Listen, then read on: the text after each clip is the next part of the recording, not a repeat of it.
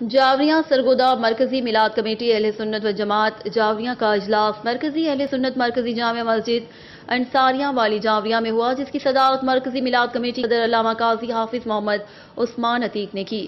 میلاد کمیٹی کی تمام ممبران نے شرکت کی۔ صدر میلاد کمیٹی جاوریاں نے کہا کہ میلاد شریف آقا کریم صلی اللہ علیہ وسلم کی آمد کا مہینہ ہے۔ اس مہینے میں اللہ کریم نے اس امت میں اپنا آخری نبی بھیج کر احسان عظیم کیا۔ ہر سال کی طرح اس سال بھی جشن عید میلاد النبی صلی اللہ علیہ وسلم کا جلوس شایان شان طریقے سے نکالا جائے گا۔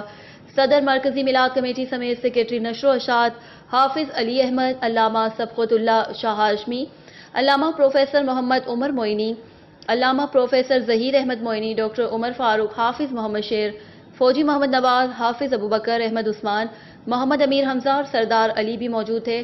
رپورٹ ظفر عباس، تحصیل رپورٹر، شاہ پور، جاوریاں۔